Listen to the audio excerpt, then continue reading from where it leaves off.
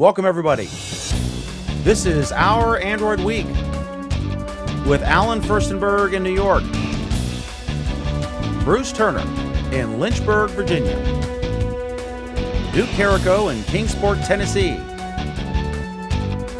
Cadeas Kalut in Newport Beach, California, and in Menifee, California, Pam Adger. This is Our Android Week. Good to have you with us.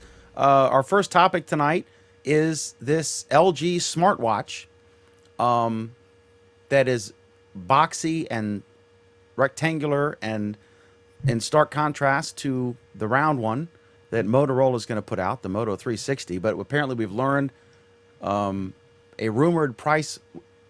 We've heard a rumor about a price point. So Cadeas, what do you think? What do you think about the watch, A, and B, what do you think about this price point? Does this fit in line with what you were expecting? This is probably in line with what I was expecting. The rumored price point is $300. The issue that many people's probably going to have with this is that Motorola has spent so much money in advertising their unique design in the watch, having it round, having it look more like a traditional watch, that basically it made these boxy watches look really bad. So it's kind of going to be an issue. Now they decided that apparently they're going to allow you to be able to change the wristband, so different bands, different colors, and the whole 9 yards. So maybe that'll attract a few people. But yeah, this $300 price point's about right for a watch.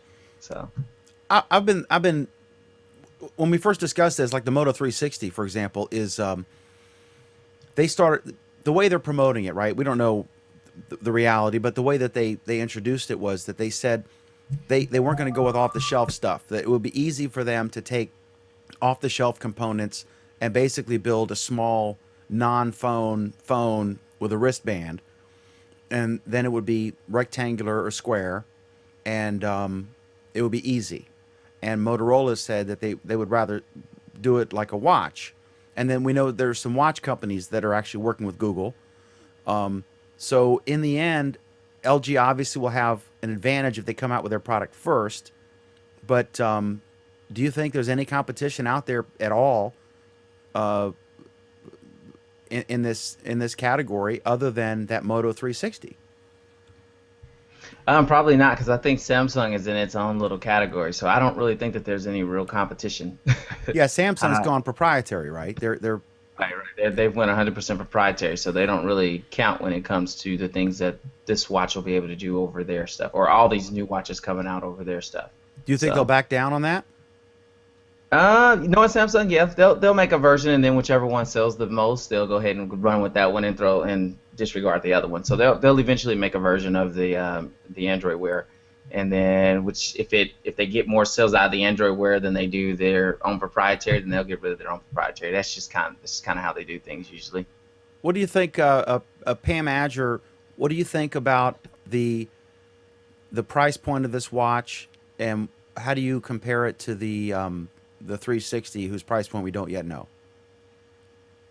Well, there you go. We don't really know what the other watch is going to look like, cost. And I have to. My opinion is that I think people pay a good $100 more for the Moto 360 just because it looks better. So LG better figure out its styling if they really want to, have a dog in the fight. Because I don't know. Come out. It reminds me of these little calculators they had in the 80s with a little, had a little display and the little tiny keypad or whatever that had the 9 numbers, and there's this like big boxy thing that sits on your calculator watch. Wrist. Yeah. It reminds me of that. It went great with our flare jeans back in. Yeah, maybe some neon. No, we were so high tech then. We were early adopters of the smartwatch. We just didn't realize. I just think that they're going to need some kick-ass functionality to overcome the ugliness. These. So you don't think so the watch band, the interchangeable watch bands isn't selling it for you? Avon did that for a long time. It won't be the same though, Pam. It won't be the same without the pencil marks on the little numbers, because you would have because exactly. you couldn't really the key. This is pre-BlackBerry days, right? Pam and I are dating ourselves, but you couldn't actually perform the math on the thing, and that was a thing in school, right? Because you were doing a math test, and they were like, don't use your calculator watch, and you had to use your pencil, your number 2 pencil, which you always had, right? I've never even seen a freaking non-number 2 pencil, but you had to use the number 2 pencil to, push the buttons. Although Alan is able to push my buttons without the use of a number 2 pencil, but he's not here tonight, so we'll make sure we talk about him at length. So anyway, so yeah, Pam, you're not a fan of these in general, right? You're not at all interested in getting a smartwatch. I think you said before. I am not all interested in them. I use my smartphone so rarely that I don't have a use for it. But that doesn't mean that someone else won't have a use for it. And I can see there being a market for it. I just don't think that. I don't get it. Yeah, they've gotten so good at this, and we can move after this, but let me get your thoughts on this. Google's gotten so good at duplicating the things. I mean, for me, I can send and receive phone calls in Gmail because I have a Sprint phone, right? So I can use Google Voice with my existing Sprint phone number.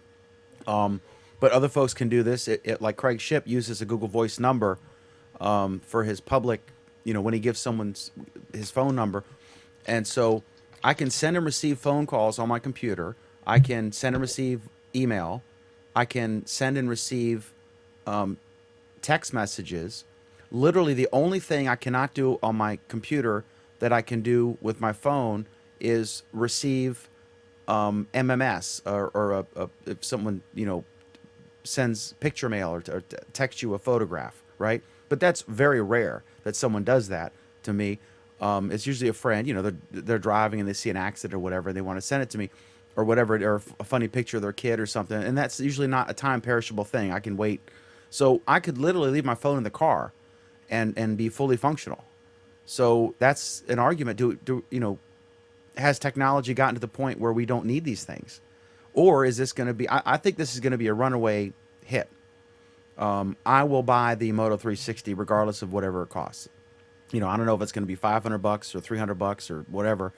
I'm very excited about that product. And Cadeas is take the last word on this. Because as a glass owner, does this product excite you? Not the LG version. I'm more excited about Android Wear than I am excited about the LG version. So I mean, the LG version is going to have the Android Wear on it, but I'm looking at more the Moto 360. I think that's going to be more up my alley than this LG one. And I like LG. They do a lot of really great things, but I don't think this is one I like. Okay. So they got to get their design a little better. Okay. All right. So next up, I want to ask just a quick last-minute ad here for Cadeas. It was a rumor, and then it was announced that tomorrow, April 15th, anybody will be able to buy glass, but just for a day. So this is clearly a PR gimmick, if you will. I know you're a big advocate of more people getting their hands on this, so I assume you're for this. Do you have any thoughts on this as a glass explorer? I'm not using the other term. I saw that. What's the Michael and Kelly? Is it live? It's a daytime talk show in the morning with Mike Rip. Is it Ripa? Ripa. I don't have television. He's a former football player, and it's the successor to Regis and Kathy Lee, and they were talking about this, and he used the word glass hole on network television. I couldn't believe it. I thought that was funny. But anyway, I was excited to see it getting that this story got play and pardon the pun, play. So I think this is exciting. What do you think about this? It'll be very interesting to see if they release numbers on this. This is good for everybody that is trying to get into the glass program, because in some ways I feel like a lot of people were shut out, and people who should be a part of it were shut out.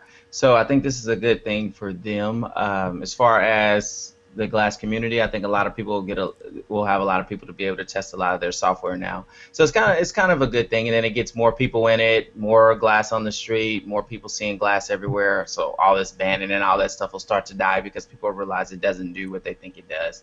So yeah, I think it's a good thing. I do. I think it's a good thing. Okay, and it'll be interesting to see how many regular people get it, because it's still there's a barrier to entry, right? It's $1,500, so not every Tom, Dick, and Harry can afford it. It'll be interesting to see if like there are police departments that buy it or what have you. Right. It'll be really interesting if they release numbers. I imagine if the numbers are really good, they'll release them. If they're not, then they won't release them. So we'll either have good news to report or no news to report. But another thing that was released today, along with the along with right before this new mass sell-off of glass, where many people can go and get it, another thing that was released was the new version, the software version of glass, which kills video calls, to say the least. And Dan, you've done a few video calls with me, and you've seen the quality of glass when I've done it, and how it freezes and how it's not there. So they just decided to kill the whole entire video call for Hangouts. Really? On glass. And they said until they can work it out, I'm assuming they don't think they can work it out with this existing tech. But that's the first thing that they debuted. Famously, Sergey Brin at I/O two I/Os ago, they leapt out of an airplane and did a hangout with glass, and that was literally the public debut of glass. And so you're saying that after all this time, well, I haven't been able to quite put my finger on it. I don't know if it's Bluetooth related. But there are times when your video freezes. There are, like, for the other people on the other end, for you, everything's running smooth and you can still hear and you can still see them, but they can't see you. It's freezing. The quality's not good enough. I mean, you've seen some of it. It's not practical. And again, I don't know if it's because you're doing it over Bluetooth versus Wi-Fi. I'm not sure why it does what it does, but it does that. And then when you see products come out like Livestream, which kicks out the crystal clear video, you wonder why Hangouts can't do it. And maybe it has to do with the heat. Maybe they tried to conserve a little bit on the bit rate. I'm not sure. I'm not quite sure what their reasoning is, but they've just decided that it's done, and so they just got rid of it. Okay. And Rich Hat asks, where's Alan? Where the hell is Alan? Alan had a prior commitment and can't make it tonight. I moved my head over so you can see. But he'll be back Friday for Google Plus Week. Google Plus Week is Friday at 8:30 p.m. Eastern, 5:30 p.m. Pacific. All right, so there we go. And now we actually had requests to talk about this next topic, and this is it Project, how do you pronounce it? Ara? I would say Ara. But then you're from the deep south and have a redneck accent. So his everything I've heard is Ara. So all right, so Project Ara. It's like Chi Chu when he's on. He says Earl, and I've always called it URL. But he says Earl. I've never ever heard anyone say Earl before, but he's a vice president of Google, so he can say whatever the hell he wants, right? So anyway, the title of this story that we're linking to here are some of the crazy phones you can build with Google's Project Ara. You said Ara, right? Not Era. Mm-hmm. Right. Ara. Like an aura. Like the aura that surrounds Pam, for example. So basically what Project Aura allows you, now you got me saying Aura. Project Aura allows you to do, it allows you to basically build your smartphone. So you can start off with, hey, I'm really into watching YouTube videos. I want the best screen on the market. and I could care less about a camera I want to watch. So I want the best screen and the best speakers, and so it allows you to say, hey, give me the best screen, give me the best speakers, give me a small battery, give me a large battery. You can totally build and customize your phone. So basically, this project started off as a concept. Nobody thought it was really going to go on, and then eventually it it kind of picked up traction, and next thing you know, Google and Motorola was kind of grabbing it and starting to run with it. So basically, they released the Module Developer Kit, the MDK, and so this allows manufacturers to be able to start building their parts. So basically, this is what it needs to contain. These are the restrictions and the whole 9 yards in order to make this basically function. So this is kind of released, and it's just allowing people to do whatever.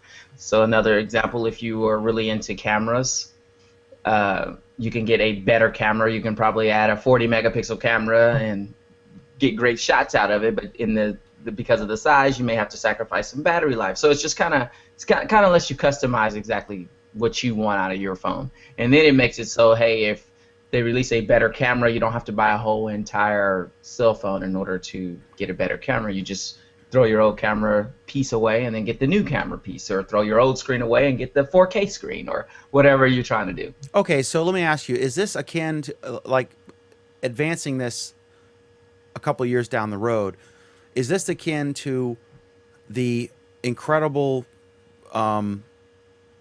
options you would have back in the 80s when you could go to Radio Shack and buy a computer kit and assemble whatever you wanted to assemble? Or is this akin to like a red camera, like the red Scarlet or the red Sapphire or whatever it is, where you're limited, from manufacturer? I mean, how wide open is this going to be? Well, can you basically create your own OEM type device, or what? Well, see, the OEM part goes to the manufacturer who's manufacturing your part, as opposed to your whole entire device. So Nokia generally makes really amazing cameras, or Canon, so they could actually make a camera piece for this phone. Samsung generally makes amazing, great screens, so you could buy a Samsung screen if they built for this phone. So that's kind of how this is set up, if that makes sense. Okay. So just be aware that Google will be assembling these. This is not like, free for all, whatever. So I think that they're releasing the developer kits or whatever, but I'm pretty sure that they're going to have a an approval process or. Well, yeah, but what's good about this is that you're actually the one assembling this. So you just buy your piece and then you slide it in, so to speak. Why's that so funny, Dan? Nothing. What's so funny? Pam about that? gets it. You don't get it, but Pam. Well, okay, so basically to simplify this, you go to the store and you buy a spine, is what Google's calling it. And so you buy your spine, and then you decide, okay, I want this kind of screen, and so then you'll buy that, and so they call those little pieces ribs, basically. So ribs and spines is kind of the terms. Okay. All right, so this is not entirely new. We see this, like I said, we see this with the red camera, where you can buy different components. And there was actually, as much as I despise some of the behavior of Microsoft, with their Scroogle campaign, which may or may not be getting ended now. They did a really interesting video with the guy who took the photograph of a hillside in San Francisco that was the background for Windows XP. And it's a really interesting video. You should check it out. And he did that on a modular medium format camera. And it was just a beautiful day, and he took the photograph, and then he sold it to Microsoft. And it was so much money that he actually couldn't get UPS or FedEx to send it, because we're talking like a photograph in those days, right?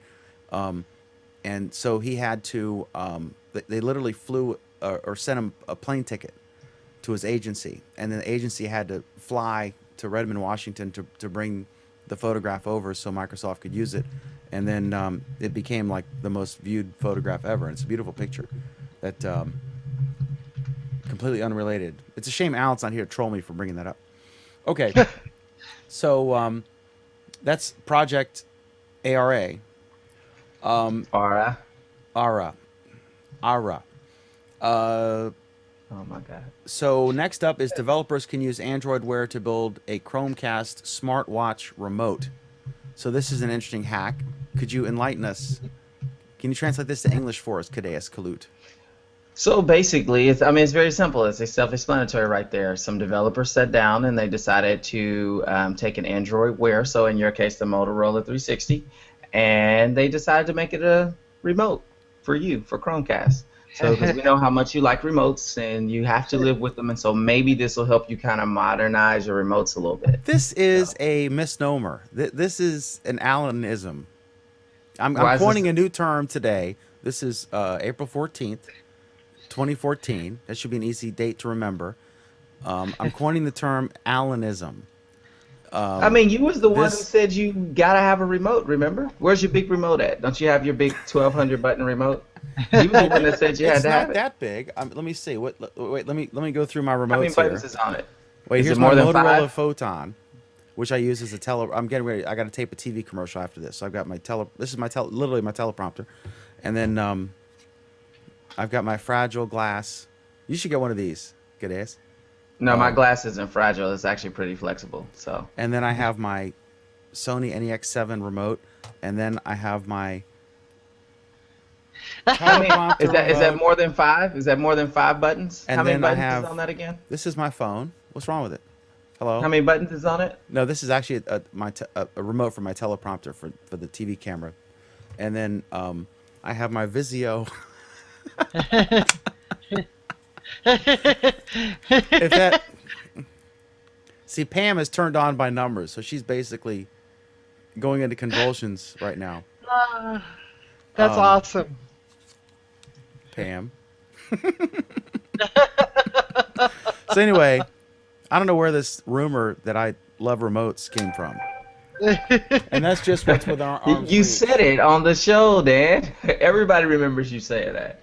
There's a big debate over it, how It's much all- you love remotes. So, but now this will help you slowly move into the My future. point because now that you was- got your touch screen. I think what we're talking when we were discussing the bulky app method of controlling your television versus the ease of a single-use device, in the same way that pulling up a YouTube video, if from scratch I said pull up a video and play it on your phone or your computer or whatever, versus hitting play on a DVD player, that single-purpose device, which is very limited in scope and ability, is faster and more efficient at that single task than a multi-purpose device like a computer or a phone. That was my larger point. It wasn't necessarily singing the praises of remotes, because who the hell wants to have 17 remotes, Apparently you do. You got them all. You just showed them all to us. an Alanism.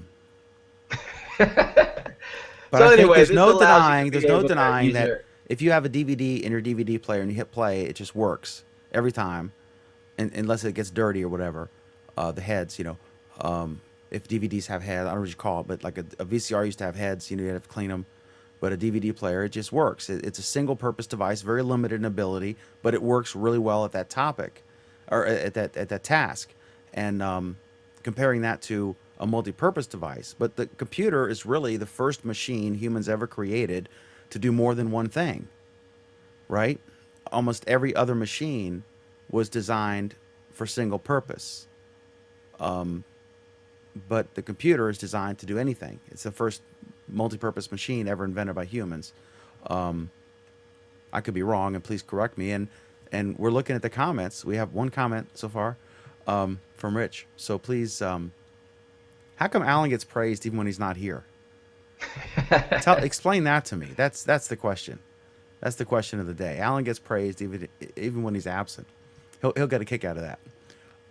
Okay, so there we have that. So next up, this thing is cool. This is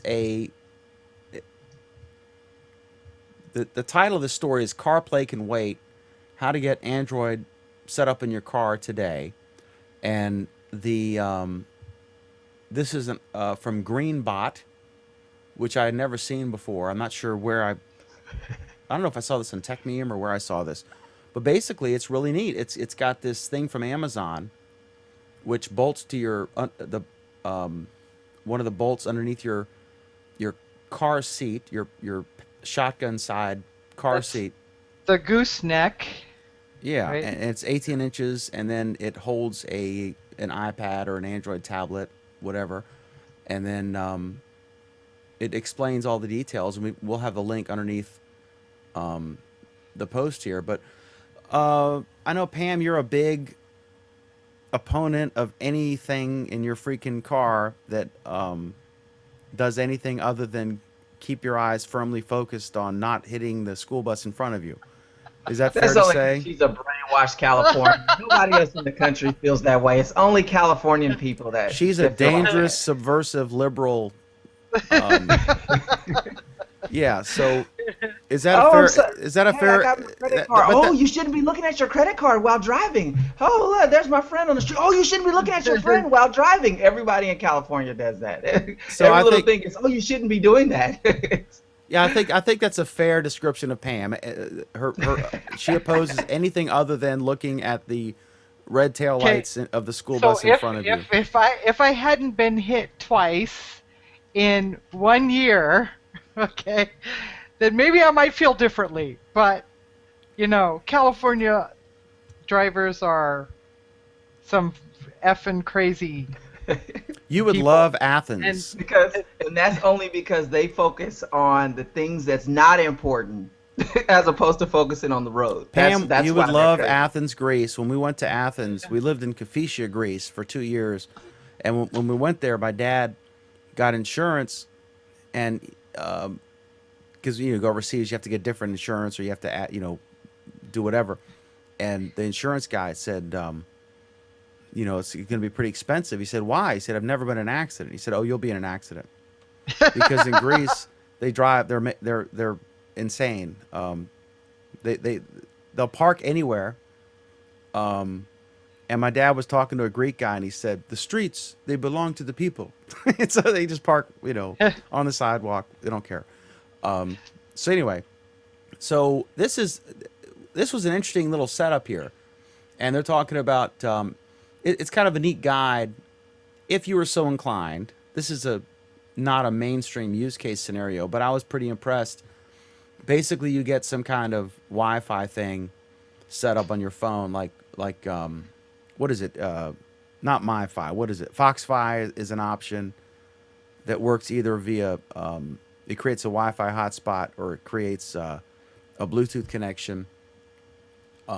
It's fairly reliable, and if you have a T-Mobile or Sprint connection, there's not really much of a data limit.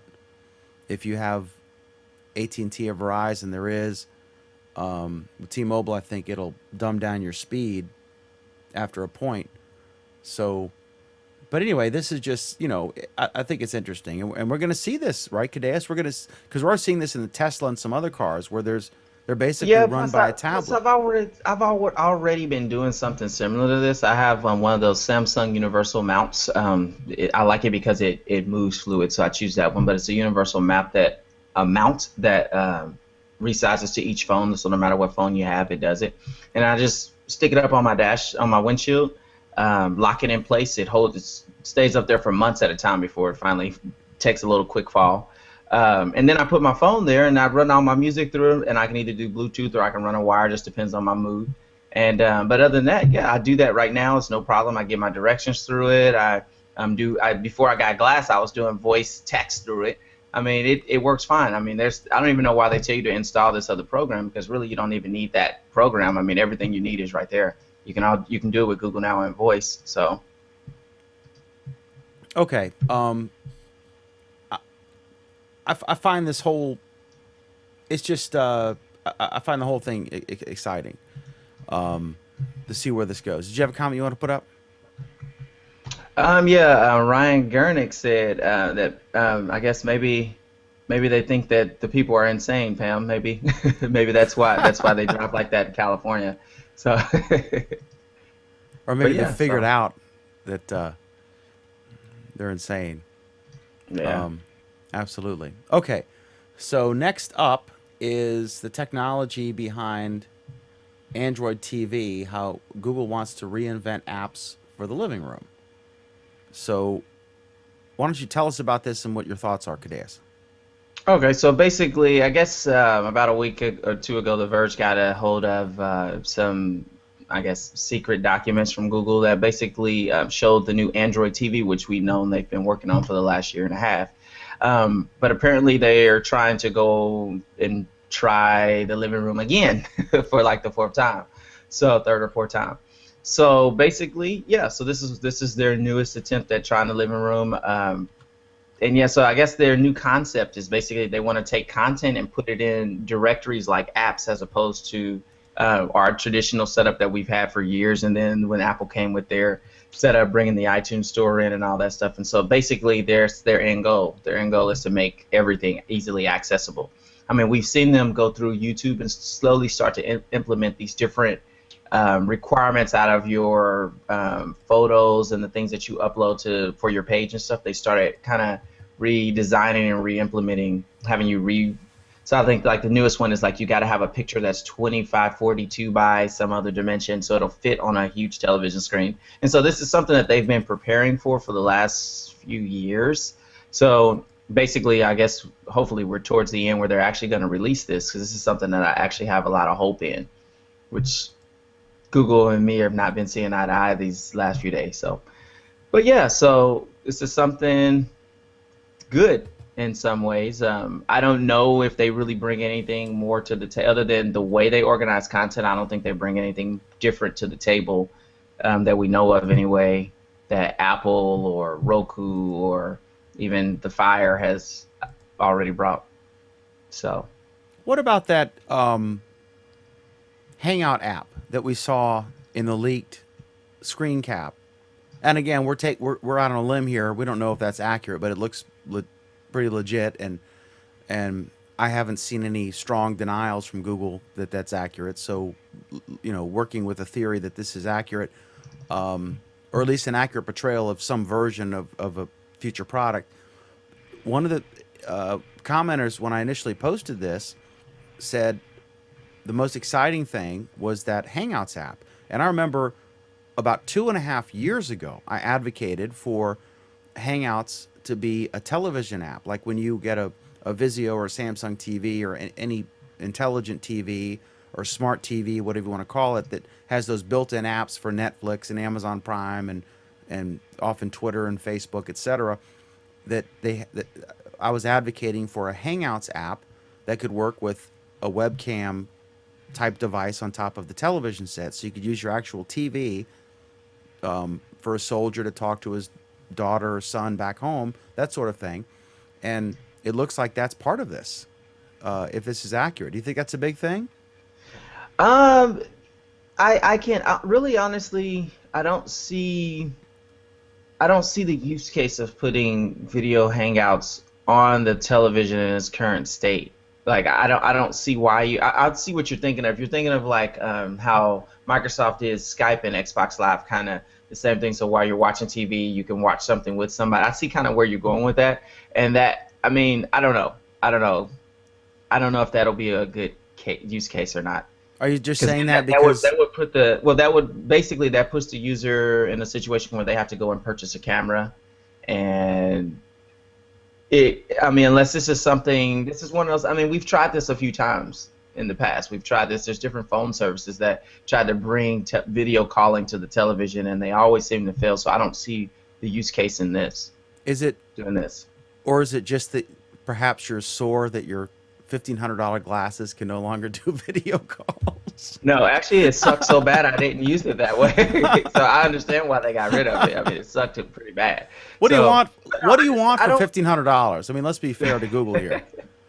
But the Hangout. See, here's the thing. Hangouts on the television is going to be a limited use case scenario. This is one of those things like if you make it so you can call your grandkids on the television, but can grandma really navigate the TV enough to use? You know what I'm saying? Like I don't know. I just don't see it being. But what could possibly practical. Be simpler than? There's your 1500. Oh wait, not remote. this one. It's this one. No, wait. It's now we're at 3,000. So yeah, I mean, we can get a me whole new personally, remote. So growing I'm up, very excited about this. yeah. But me personally, growing up, I wanted to. I always wanted to be able to make video calls on television. It's funny, we was actually laughing and talking about how you had the "You Will" commercials from AT&T and how they kind of presented all these different things that you will be able to do in the future, and they were going to bring it to you. And so we really didn't see these things really come out from AT&T like they said. And I remember growing up wanting to be able to make a video call from the television. And then once we got to this point, I don't even stay in front of the television long enough to do that. And if I am, I'm trying to watch content. If I need to make a video call, I can do that from my phone. I can barely do that from glass. I can do it from my computer. So I don't see a use case of putting Hangouts on the television. Because really the television is a consumption device, not a production device, so to speak. So I disagree with you. And the only reason I disagree with you is... You disagree with which point? On the Hangouts for TV, or that TV is a consumption device? That there's no use case scenario. I'm going to give you one. Okay. My husband went back to Atlanta to visit his family and stuff, and we couldn't. My oldest daughter had to work, so I stayed home. It was Christmas. I stayed home with her so that she wouldn't be home by herself on Christmas Day. And Rodney took the little laptop, the little 15-inch laptop or whatever, and when they went to Christmas dinner, he opened up a Hangout, and everyone came over and got to sit in front and talk to me or whatever. Everyone in the room didn't get to see me. It's not necessarily that everyone could talk to me. However, there's ways they could have had a microphone and passed it around to say hi or whatever, but they could all see me if they were able to broadcast that up on the TV. I could be there for Christmas dinner, for example. It would be very useful because, it's expensive for us to go visit his 76-year-old mom.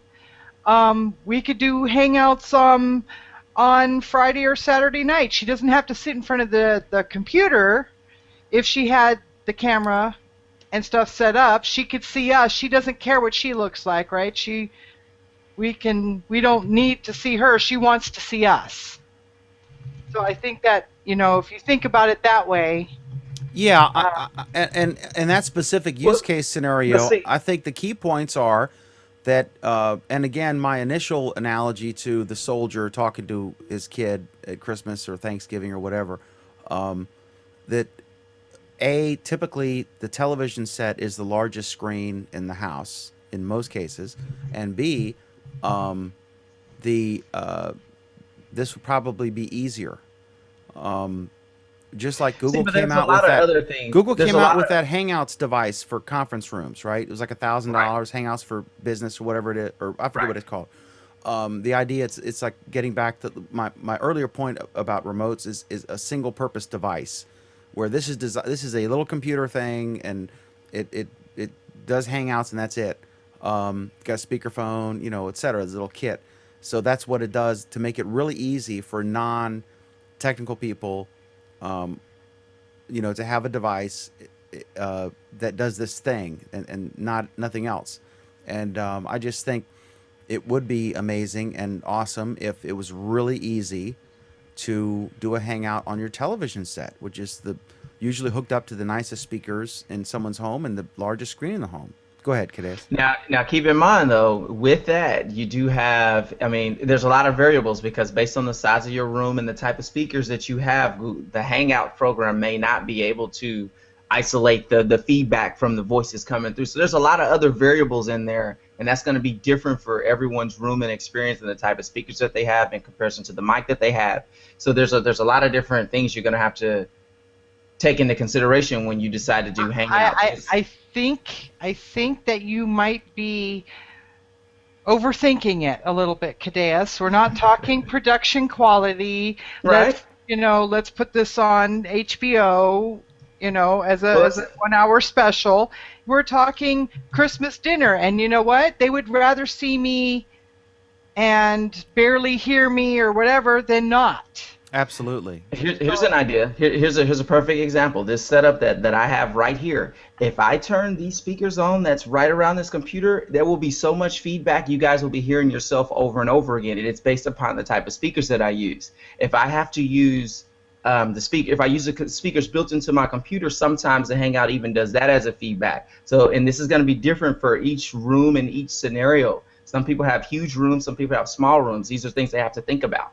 Like they can't just. It's nothing that the Geek Squad can't handle for initial setup. And you think Google's gonna go outsource to the Geek Squad? That's one thing. I don't think it takes. Google doesn't have to give permission to the Geek Squad to do that. It's just something part of the setup. It's like, hey, I want to do this Hangout thing from Google. Can you do that? I mean, it's not like Google's gonna say, oh no, our special, team of Hangout specialists have to. No, that's. I get that question every week. Literally every week, someone asks me how I don't wear headphones, right? And I don't know how it works. I don't know if it's because I don't know what it is. That they use. It's the software that they use. Is it echo cancellation or something? Because I have my speakers blasting to where I can be 100 feet away and I can still hear it clearly. Because earlier before we started the show, I was down the hallway and I was screaming back at you, but I could hear you clearly because I have these studio speakers blasting. I have no headphones and I've got a good mic. I mean, it's a expensive. That's it. You have a nice expensive unidirectional mic that only picks up your voice and not the feedback from the speakers. But you have optimized that, and Cadeas is right about that. That's a little bit of an art. It's not something that's intuitive, and it's going to take a little bit of trial and error. But I still think that Hangouts are freaking easy to do. Skype is easy to do, and if you can project, Uncle Bob on your TV at Christmas time, I think people are going to want that. We can do that with Chromecast already. Yeah, well. But explain to Aunt Martha how to project. Explain to my grandmother how to get Hangouts on the TV. I'm shocked she uses Hangouts as it is. I'll be flying to Kansas to get that done. Your grandmother is on Google Plus, so I don't even want to hear it. Your grandmother's somewhat younger than me, right? So don't even go there. I tried to get my mom, my wonderful, hilarious, adorable 76-year-old mom, to use Google Plus, and we looked up some quilting people, and she just couldn't get into it. She's totally not coming here. That's the one thing that Facebook has is the power of the incumbents. And I don't care what Google Plus does. My mom and my dad are just not coming here. It's so frustrating, but there you go. So next, Dan, honey, we don't want to start over. We already have our friends on Facebook. We don't really want new friends. We just want, our same old, right? We could see you on Sunday for dinner. That's like I always say, Facebook is where I find out what time to show up for Thanksgiving dinner, and Google Plus is where I meet new people, and Twitter is where I get my news.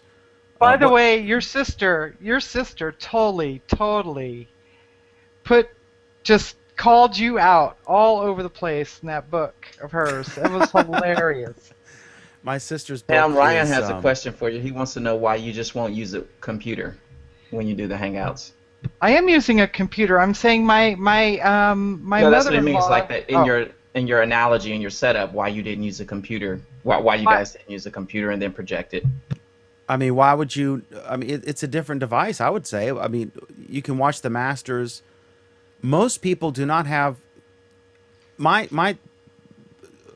have my computer connected to television, right? So I don't need Chromecast. I mean, I can drag anything over and I can watch it on my big TV.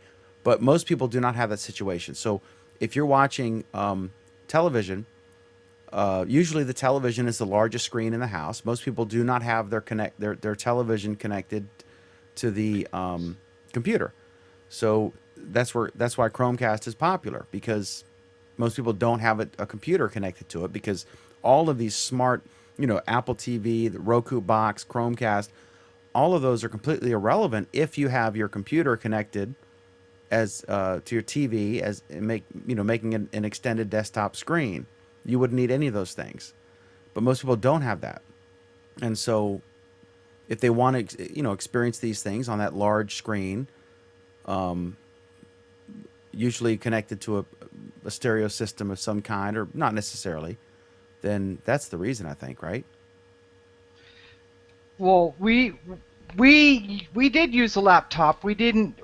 My husband probably had no way of knowing how to hook the TV up to a computer, and even if that was even possible.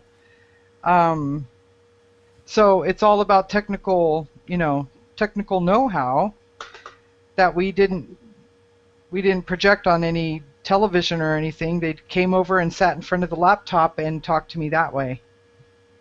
Did I answer your question, Ryan? If I didn't, I apologize. Okay. I think you did. And Brad wants to know if I fixed. I don't have it in front of me, but I did. I went to a guy in the mall. Brad asks, "Did you fix your screen on your phone yet?" And I did, but there's an issue. There's like a spot in the middle, so I got to go back to the guy. But yeah, it was pretty intense. He had shards of glass all over his counter. He did it like $100. But I'd rather pay $100 to him and get my phone back than have to pay $200 to the insurance company, and then have to dump everything from my phone and put on the new phone, etc. Kind of a hassle. Less of a hassle with Android than it was with proprietary devices, but still a hassle. Next is Chrome beta for Android can reopen that tab you just closed. So this is kind of a quicker topic, I guess, but interesting. And A, obviously it's a neat feature. B, I didn't know that there was a Chrome beta for Android. C, doesn't this tell us something about how it's easy to hit the wrong thing and screw something up on a phone versus your desktop? What do you think, Cadeas? I would say it's kind of this is good because we've had this on the computer for a while on Chrome on the desktop, and if you just accidentally close it, it's good that it opens. Is it a big deal? Not really. You can generally get back to where you just closed if you just hit your history. So I don't know. I just think this is a good thing. They can test and play with it, and then just quietly roll it out to the normal one. And Brad's happy that your phone got fixed, Dan, he says. So he's very happy. I just can't get over that he likes Vegemite. I just gotta. I don't know. I'm totally not eating that. But he swears by it. He says that kicks ass. So there we go. All right, and Brad's show is Tech Webcast, and it's techwebcast.info. Check it out. It's awesome. It's the best tech show coming out of Australia. He's had a bunch of big shots on there, like Scoble's been on there, and a bunch of others. I've been on there, and it's just it's great. So check it out. It's really fun. He's got a great team that puts that show together, and it's full of information. It's fun and fast paced, and unlike our shows, we're fun though. We're not fast paced. Okay, so next is Google Glass. This just was posted an hour ago, so this was the last. I just saw this on Twitter as we were doing the show. This kind of is part of what you were talking about earlier, Kadeas, about the losing the ability to do video calls. But I see Google Glass gets KitKat support and improved photo browsing, but loses video calls. You just want to update us a little bit on what this is about? So basically, I don't think we've had an update since maybe January. I think that's the last time we got a software update from Google for Google Glass. So we've been running on the same software in an environment where we've gotten an update just about every month from Google. And so everybody's been waiting for this big update that's coming, the big update. And so they told us, oh, we're working hard and we're gonna get it released soon. We're doing something really big. And so basically, they finally updated the platform to KitKat. So now you can program just like you would program on KitKat and make your apps available using the Android SDK and new features from the GDK. So that's the first thing that they threw out there. The next thing is that another thing we've been complaining about is photos. So when you take a picture, let's say you got your Hangout conversations coming through, you have your news updates coming through, you got pictures hitting, you got a lot of things, and so you're taking pictures. When you go to Glass and you say, hey, I want to see one of the pictures that I want to send a picture to Pam that I took this morning. So then you have to sit here and do this for a long time till you skip through all that stuff before you finally get to the picture. And then if there's some reason where you have to stop real quick and you have to handle something in front of you, and then you go back, you have to start over. So even if it was more than 5-second delay, you have to start over. And now you're back doing this again till you get back to where you were. And so basically what they're going to do is they're going to bundle the photos and your videos and then your vignettes and get them all bundled together. So then that way you can go to that area of Glass and then just say, I just want to see the pictures. Here's the pictures. I just want to see the videos. Here are the videos. I want to see the vignettes. Here are the vignettes. So this is something we've been begging for a long time. So we finally get that. Another thing that they added was basically photo sharing with Hangouts. And so literally you can be trying to do a voice message and then you can go ahead and attach a picture to that, which before we couldn't do that. You'd have to send a message and then go out and take the picture and then send it, or find the picture in the long length of timeline and then send it via Hangout. So that's something good. Something weird they added was sending feedback. For sending feedback, basically you can, hey, Glass crashed, let me go and send the feedback to Google. Hey, Google, Glass crashed when I turned a cartwheel. And then it'll type it out and send it to them. For me, I had no problem going to a computer and logging it. I don't see this being necessary, but maybe some people see that's a good deal.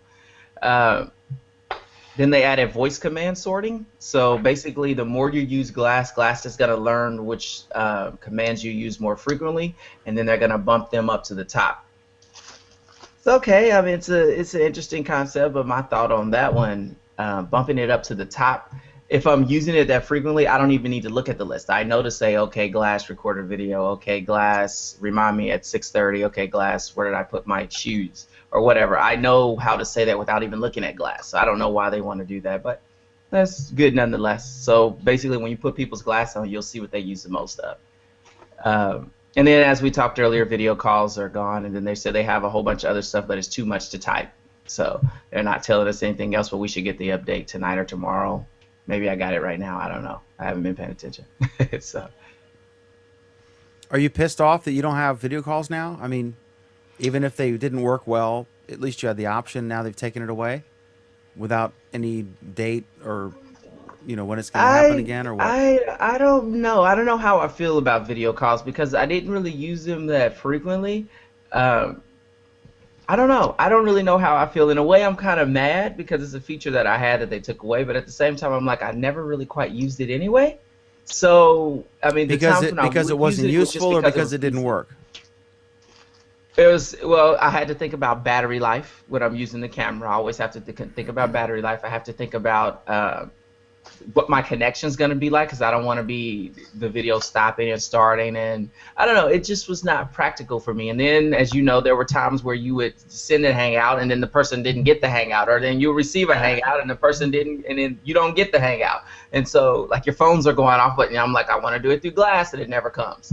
Or I send you a hangout and you're like, I never got anything. So there are reasons why I ended up not using video, and apparently the Hangouts team with Glass, or I don't know how that was set up on the back end, but they couldn't figure it out. They couldn't sort it out. So I don't know. I didn't get to use it as much as it's actually one of the key features why I bought it, because I wanted to be able to do Hangouts. So I don't know. I mean, in the 10 months that I had it, I haven't really used it. So I tried to use it at BlizzCon. That worked a little bit, but the person on the other end was not able to see everything. So I don't know. It's just weird. It's kind of a love-hate relationship, really. So. Okay. And a lot of people I noticed in the comments, they want to stop the update, but they can't. It's a forced update. Glass will, as soon as there's an update available, Glass will update. So the only way you're going to do that is to not connect to any service. So I don't know. Which so, yeah, obviously so is not an option with Glass people. Yeah. What's your prediction? I guess we're done. So this is the last question for you. What's your prediction on how big this April 15th thing tomorrow is going to be? Anybody being able to buy Glass? You think it's going to be like crazy? You want my nuts, honest answer? Yeah. They're gonna be a lot of mad people because this all has to run through Google Wallet, and we know Google Wallet cannot handle a mass number of hits to the service. So yeah, I think this is if it's just gonna be a normal first come first serve, everybody go and click and join. I don't see this going over very well. We're gonna have a lot of feeds of mad angry people at Google because they couldn't get their Glass in time. I think Wallet's gonna tank. It's one of the two things I hate about Wallet. So surely you're not suggesting a rare Google Wallet fail. I'm really upset with Google Wallet these last 2 days. What were you pissed off about online? You really want me to explain this? Give me the Reader's Digest version. Google For young Wallet. people who have never heard of Reader's Digest, that means the short version, the condensed Cliff Notes version. Okay. So basically Google Wallet is an amazing service, as you guys know. I love Google Wallet. However, there are some, besides the can't handle a lot of users thing, there are a lot of hiccups, or a couple hiccups. Today's fiasco is someone transferred me, basically there's a way that certain individuals are able to purchase certain devices early. And so someone sent me some money to get them one of these said devices. So the way they did it was they put their credit card on Google Wallet.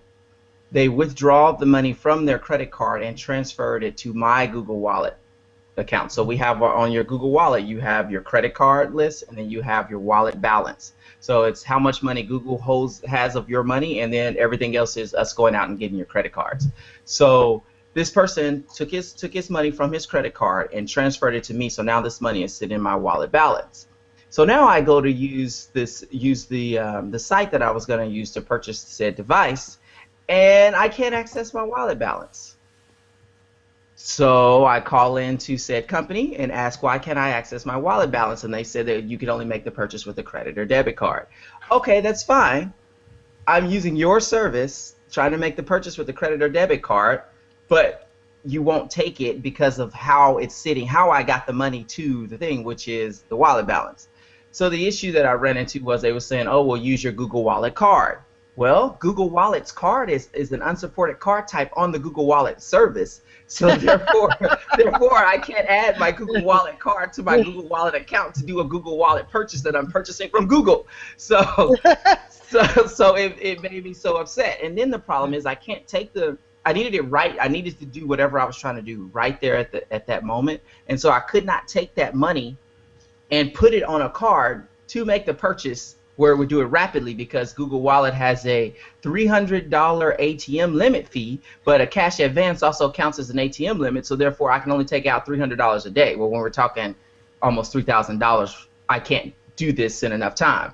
I can't transfer it back to my bank because the banking system is so old-fashioned that it takes 4 days to go from this computer system to this computer system. So it was just a conglomerate mess. There are a lot of reasons why this should have worked that it didn't, but the key reason is I have Google Wallet, I have this service that I swear by, and it's not working like it should. If you're going to have people use your API, then you should allow them to use every aspect of it and not lock me out because you guys have my money. You guys have cash money at this point. You guys don't have freaking a credit card or something that I can charge back. You literally have cash. You had $3,000 in cash. So you should have been able to just do this with that cash. Why do you need a credit card? God. That's so a story. Yes, so that's the first six. So you have some thoughts on Google Wallet. Is Google Wallet? I love Google Wallet. Is it something that's going to eventually they're going to get their act together on, or is it a failed throwaway product that's going to be dumped like Reader? Because they don't seem to be allocating enough resources to fix it. Well, interestingly enough, last week a Google CEO came out and said that they're going to stand behind Google Wallet. You know, I need to figure out who that is. I need to reach out to them and find out what the heck. There's only one Google CEO. Google Wallet. Yeah, one of the people, one of the higher ups said they're going to do it. So they said they're standing behind it, but this kind of stuff is ridiculous. So literally, how I had to solve the problem, I had to message a friend in Kansas and have him do the transaction for me, and then I had to send him the money via wallet, which I just finished a few minutes ago. Like it's ridiculous that I had to do this whole big circle for something that's in the same ecosystem. I can understand if I was trying to deal with Walmart and freaking Wells Fargo and Target and all this stuff, but I'm trying to use a Google service to purchase a Google product. I got a question for you. This is ridiculous. Google already has my money. I got a question for you. Yeah, they always get your money right away, but then it's 3 days for the. Well, that's a bank problem. That one's a bank problem. So here's my question. I have two people I pay. One in a few hours away in Virginia, one in North Carolina, and one's a copy editor, one's a graphic designer, and I pay them with PayPal, which is your other favorite service. I say that as a joke because he can't stand PayPal. You know I hate those fags. Oh my God! Don't get me started on You're gonna get us in trouble now with he meant. Don't get me started on he meant British cigarettes. He wasn't referring. He's in California, so he meant British cigarettes. So anyway, here's my serious question. So, I send them the money, and it's like 3 days before they can actually use the money, right? Before they see it in their account. And then there's like a PayPal card you can get, which may or may not be quicker, but I don't think you can actually transfer that to cash, or you have to pay a fee, whatever. Is there a way for me in 2014? Is there a way for me to send you, $300, $400, over the internet, where you actually have the $300 or $400 right away, and you can use it and transfer it wherever you want? That's what I just did. I did the $3,000 transfer from my account to my friend in Kansas account. So once I did that, he has it right now. Now, whatever he wants to do with it, it's up to him. So how'd you do it though? On Google Wallet? Yeah, I just went to Google Wallet's website and then just did transfer, and then boom, he got it. To his Google Wallet account or to his bank account? No, it goes to his Google Wallet account, and so he has a Google Wallet credit card or debit card, whatever you want to call it, and then he can go to an ATM or he can go around and make purchases. But with the ATM, he's only going to get up to $300 cash out per day on the Google Wallet service. That's bullshit. I mean, I agree. I agree, ridiculous. But these are rules that the banks have set in play. These are this part. It's that 2014. Part of it you should be able. I shouldn't have to pay Western Union 10% to send you, $3,000 or $300 or $30,000, whatever it is. Right. And this is ridiculous. I mean, I can mail you a check, or I can. Right now, I've got some folks. I literally have started driving around, and I can't even trust the postal service, because now they don't actually sort and deliver locally. They outsource. I mean, they send it to Merrifield, Virginia, which is like a 2-hour drive, or whatever it is.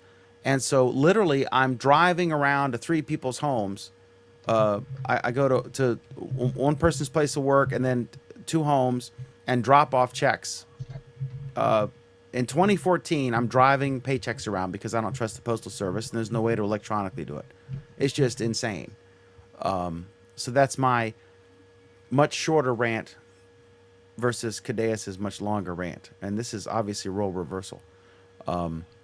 So there we have that. Any final thoughts from Pam? Pam, any final thoughts? Any final thoughts, Pam? I think we lost her.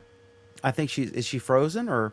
Yeah, we lost her. We've lost Pam. Any final thoughts, Cadeas Kalut? No, no final thoughts whatsoever. Use Google Wallet. Just don't hold money in your wallet balance for now. Just don't try to buy glass with it or transfer money with it or buy anything Right. with it. But it's great Or you other can than transfer that. money. You can transfer money. Just don't try to use a Google product with the Google product. Don't use a Google product with the Google service. Works great everywhere else. Oh, Pam's back. Any final Um, thoughts, Pam? On my internet connection. No, My- whether the Service provider. Redskins should keep their name. We've been talking about it for like 2 minutes. What the hell is going on? We're getting quite a show from Pam. Keeps going out, so it's been doing that for the last week. What do you guys think about that? Just as a random weird ass topic. What? The Washington Redskins. Redskins and the back. Colbert did a thing and got Oh beat up. yeah. An Asian woman got pissed off because he did a. I don't even remember what it was, and I don't want to repeat it. Oh, that was hilarious. So there's two stories My you view- just asked about, okay, Dana. so- What so- story are we asking about? Are we talking about the Washington Redskin thing, or are we talking about Colbert? Here, both they're related. They're related. So, okay, so I know. So the Washington Redskins is under attack. Are just piece of crap owner Dan Snyder is under attack because they want him to change the name of the Washington Redskins. And I can understand if I were a Native American, Cherokee Navajo, then I would be. I could see how you could be upset.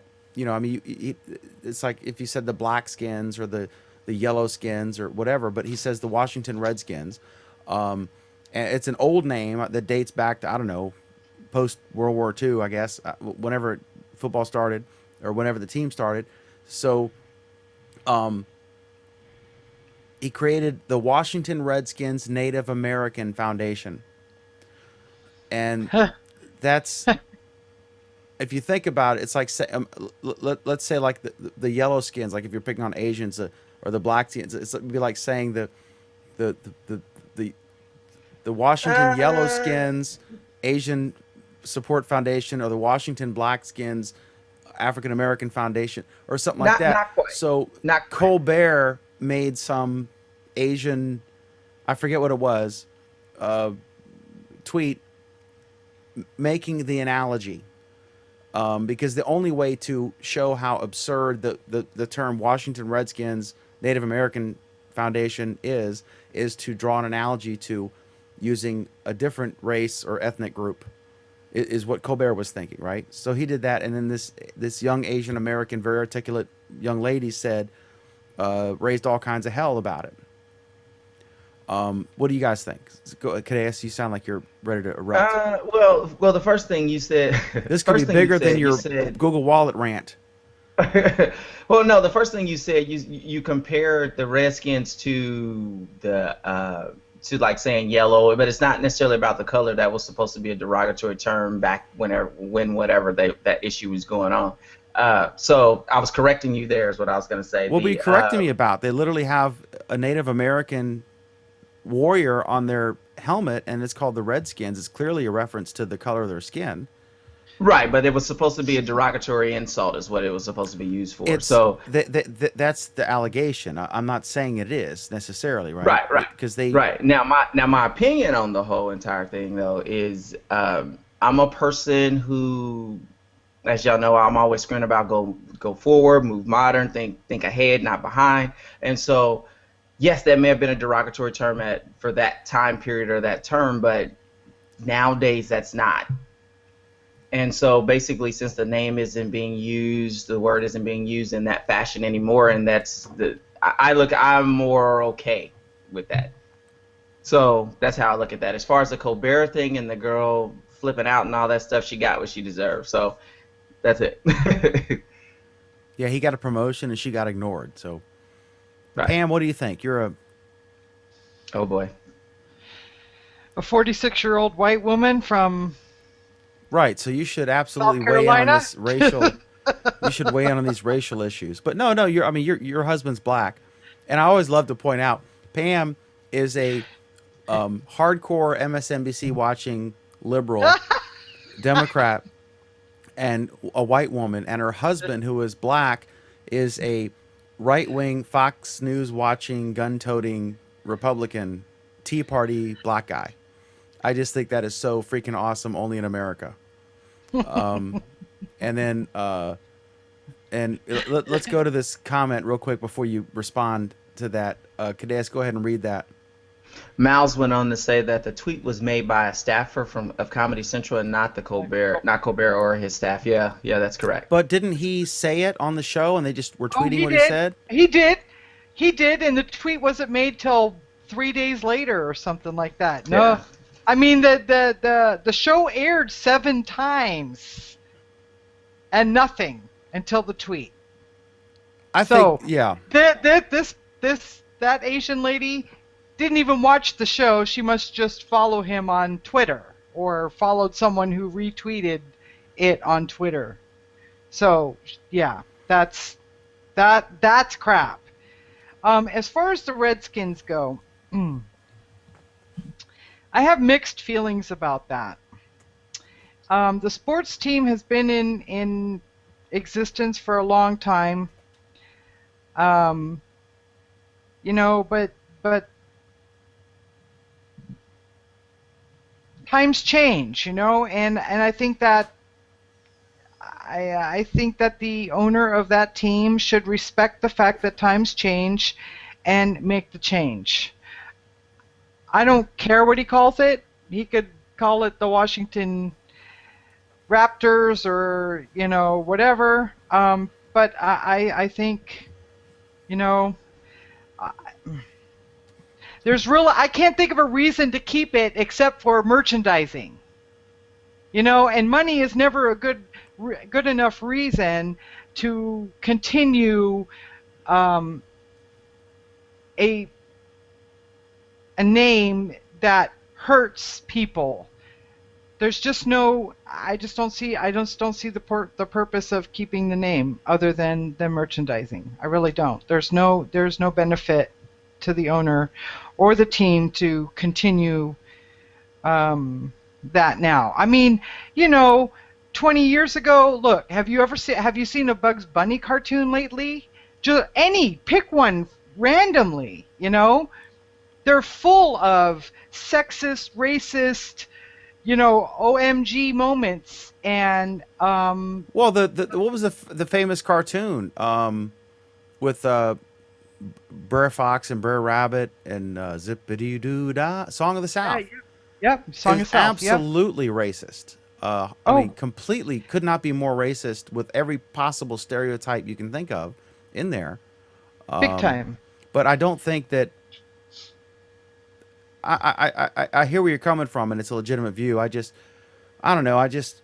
That saying, methinks they protesteth too much. I think this Asian who got offended is just trying to get attention for herself. That's a different topic. And the Redskins, it's all in context. You have a point. Yeah. Do we really want to say Redskins? Because you absolutely could not say black skins or yellow skins. 100%, you could not say that.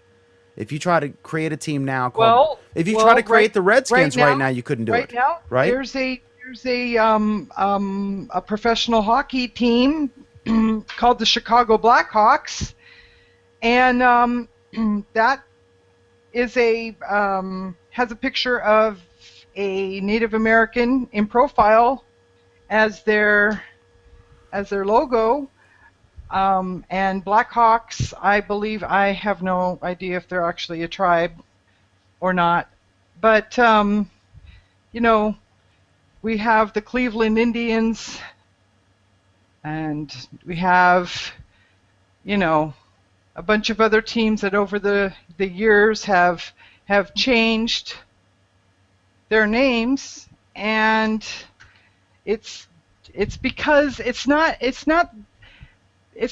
because they're buying into the politically correct machine, and caving to this fringe group or that fringe group. It's because times have changed, and we've moved as a society, and it's no longer accepted to say certain things, and I just think that out of respect for that change, that the owner should seriously consider changing his mind. Okay. You know we're still in the air, right? Do I know we're still on the air? Yeah. You do Yes. understand that Alan is going to ream you for turning this into a Google Plus Week show. That's okay. He's not You here. understand that? I just thought it was interesting, to Can you make this? Can you connect this back to Android so Alan won't be so upset? there are many Android devices used at the Redskins Stadium. Yeah. Some are used by Native Americans, and all that happened. I just think it's interesting, and it's I'm like a white guy, so You know it's what? good to hear a black guy and a liberal woman opinion on this. What they think. Alan's not here, so he doesn't get to have an opinion today. Absolutely, but he's still right according to Rich. Well, Miles definitely has an opinion. He wants to know why you're taking them on an epic journey. I know several boob shots were involved. I'm sorry, smoking a cigarette. I had to go outside to smoke a cigarette, so you all walked through my house. So that happened. Now she's in your what's the word that it's a California term, right, for your little Casita. Oh no, Casita? I'm not in the casita. I'm actually out on in the courtyard. That separates the house from the casita. And the casita is like a separate quarters. It has a full bath, and one room. It's like a studio apartment with no kitchen. So whenever So you two are yelling, California whenever makes you're so ye- many extra words. whenever they're yelling at each other, one of them is in the casita. It's Spanish for little house. So what's the difference in between an apartment and a condo? Does anybody really know? I still haven't got that answer. You An own one apartment and you rent is the other. That's right? right. And a condominium is for purchase, and an apartment isn't. But they're exactly the same thing. So an apartment can turn into a condo. You can rent a condo. You can't Right. own an apartment, right? Typically. Right. But let's say at some point it can just be flipped. So like it's just okay, this is a condo now because I'm selling it. Usually an apartment Longer building apartment. has a single owner who owns all the apartments, and a condo has multiple owners who own the condos, and Got it. they could be leased or Got it, I think. With the Purchase. homeowners association. Oh boy. and associated fees. Okay, All right, so when does Google Plus Week start, Dan? Google Plus Week is for every Friday at 8:30 p.m. Eastern Time, And 5:30 Pacific. 5:30 p.m. Pacific, and that's Kadea's time. I think we've offended. Are there any ethnic groups we have not yet offended during this program? Any? No, or I religious think we've groups? done them all. Okay, we try to we try to fully exercise our First Amendment freedoms on this program and offend everyone. Well, you haven't done a whole lot of misogyny. Maybe you can insult women. I'll leave that one to Dan. This program is called Our Android Week, and we air this program live on YouTube Live and Google Plus every Monday night, and that's at 9 p.m. Eastern, 6 p.m. Pacific. If I am on time, and Pam was very gracious in not yelling at me too much about being late, so we appreciate your I was indulgence. gonna get you. You were gonna get me. You guys were not mean enough because Alan was gone, so I got a kind of a free ride. You guys were fairly polite. Don't worry, he's gonna get you when he sees this. I don't know if I'm intimidating in some manner or what the deal is, but you guys were way too easy on me. I'm not very intimidating, so it can't be that. So anyway, to our Native American friends and the the other groups that we offended tonight, we apologize to all of you, and we love you and embrace you, and we hope you will have a wonderful Android week. Thanks for watching. Appreciate it. We'll see you next week, Monday at 9 p.m. Eastern, 6 Pacific. 6 p.m. right here. Pacific. Specific. At 6 p.m. Pacific.